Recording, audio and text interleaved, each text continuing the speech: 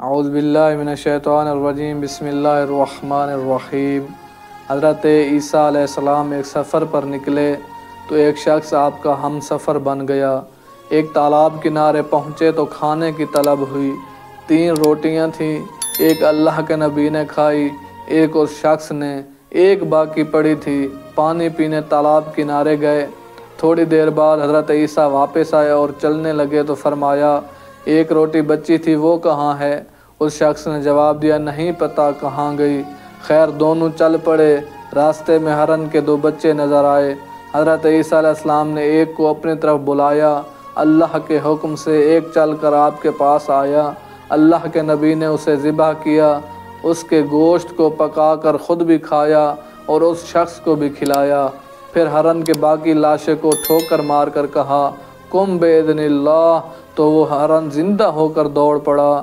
اس معجزے کے بعد پوچھا، تجھے اس خدا کی قسم جس نے یہ عظیم معجزہ تجھے دکھایا ہے، وہ تیسری روٹی کہاں گئی؟ اس نے پھر کہا مجھے نہیں معلوم۔ اب کچھ سفر اور طے کیا، آگے ایک دریا سے گزرنا تھا۔ حضرت عیسیٰ علیہ السلام نے ساتھی کا ہاتھ تھاما اور دریا کے پانی پر چل کر دوسرے کنارے پہنچ گئے۔ پھر فرمایا، تجھے اس خدا کی قسم جس نے یہ معجزہ تجھے دکھایا ہے، کیا تجھے پتہ ہے کہ وہ تیسری روٹی کس نے کھائی؟ اس نے پھر وہی جواب دیا، مجھے نہیں پتہ۔ پھر آگے چل پڑے۔ ایک صحرا میں پہنچے تو حضرت نے کچھ ریت اکٹھی کی اور فرمایا، کن ذہباً بإذن اللہ، یعنی اللہ کے حکم سے سونا بن جا، تو وہ سونا بن گئی۔ اللہ کے نبی نے اس کے 3 حصے کیے، ایک حصہ خود لیا، ایک حصہ اس شخص کو دیا اور فرمایا، تیسرا حصہ اسے دیں گے جس نے تیسری روٹی کھانی تھی۔ اب وہ لالچی شخص فوراً بول اٹھا، جی وہ میں نے ہی کھائی تھی۔ حضرت عیسیٰ علیہ السلام نے تیسرا حصہ اور ساتھ اپنا حصہ بھی اسے دے دیا اور اس سے راستہ جدا کر لیا۔ پھر آگے وہ مشہور واقعہ پیش آیا جو اکثر کتابوں میں، حتیٰ سکول کی کتابوں میں بھی درج ہے، کہ یہ شخص اس سونے کے ساتھ سفر کر رہا تھا کہ 2 آدمیوں کی سونے پر نظر پڑ گئی۔ وہ دونوں اس کے پیچھے لگ گئے۔ نزدیک تھا کہ اسے قتل کر دیتے، لیکن فیصلہ یہ ہوا کہ سونے کے 3 حصوں میں تقسیم کریں گے۔ تھوڑا سفر اکٹھے کیا تو ایک بستی کے پاس پہنچے۔ ایک نے کہا، یہاں آرام کرتے ہیں۔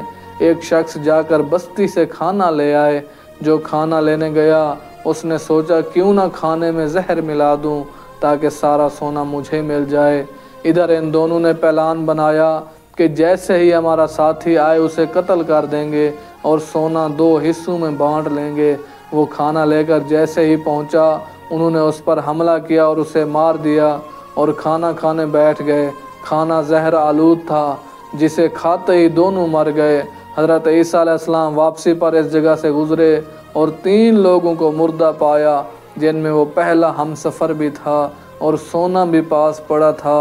تو اپنے اصحاب کی طرف منہ کر کے اس ساتھی کا واقعہ سنایا اور فرمایا، ہذہ الدنیا فاحذروھا، یہ ہے دنیا، لہٰذا اس دنیا سے دوری اختیار کرنا اور دل مت لگانا، جس کا نتیجہ بہت بھیانک نکلے گا۔